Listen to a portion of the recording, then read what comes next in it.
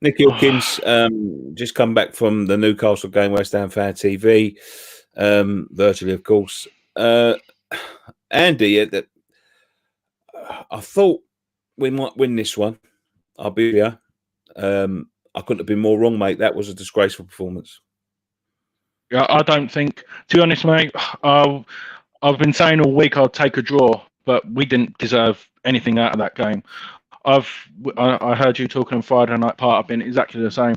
I thought one of our brightest players today was Ryan Fredericks. He seemed to be the one who wanted. St. Maximin, don't get me wrong, he had a good game, but he was tracking back. He was trying his hardest, but everyone else in that back four, including the goalkeeper, no one else. I've never seen players just run through and no tackling or anything. I'm just raging, mate. To be fair, it's just no. Even Rice looked off tonight. But the thing is, listen, if you don't attack teams like Newcastle, if you don't go to at your home game, first game of the season, and play a team to score goals and outscore the opposition. If you're sitting there with some of your highest paid and highest transfer fee players on the bench, waiting to soak up Newcastle pressure, when are you going to play them?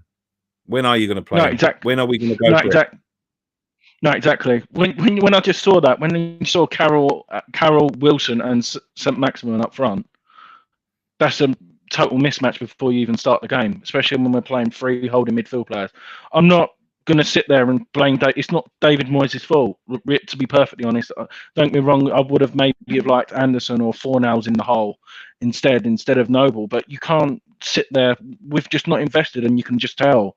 And I think David Moyes maybe was doing that to prove a point that we've not got the strength in depth to change a game or go two up front. But I'll tell you, mate, if he was doing that to prove a point, then he's ridiculous, because our next 7 games now look unwinnable. They're unwinnable. No.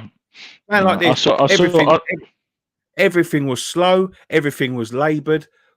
There's no attacking threat at all.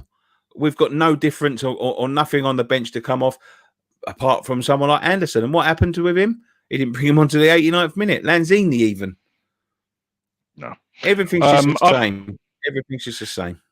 Yeah, no, absolutely. I thought, like Antonio, a couple of times he got in decent positions, and I thought all he's got to do is knock the ball out wide. I know Creswell didn't really cross the ball in, but he was just doing pot shots from anywhere sometimes. I'm not criticising, because at least he's showing that he wants the ball, but Souček was making a couple of runs in the box. Instead, he was shooting. The amount I thought it was going to be 4 or 5 in the end, mate. To be fair, we were very lucky. I've sort of, in our Patreon group, we've had a sort of a disagreement saying, "Oh, I'm blaming Creswell for this. I'm blaming Creswell for that." I was blaming Creswell and Ogbonna, because how can 2 players, no one get anywhere near him, and on the second goal, Creswell done what he usually does and just turns his back away from the ball. He's not tight. But if he gets spinned and it goes in the top corner, you can say, well done. But you've got to get in and get a tackle in. Do you know what I mean? There's just there's no desire, no urgency there, mate.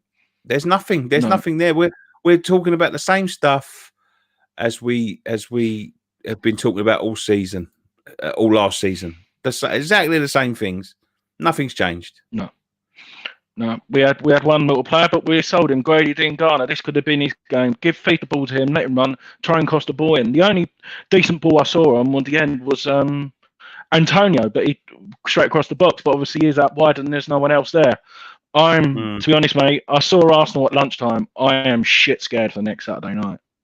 I am shit scared. I don't know what the scores. I don't know what the score is going to be, especially with Aubameyang and everything. I'm just worried, mate, and I just hope.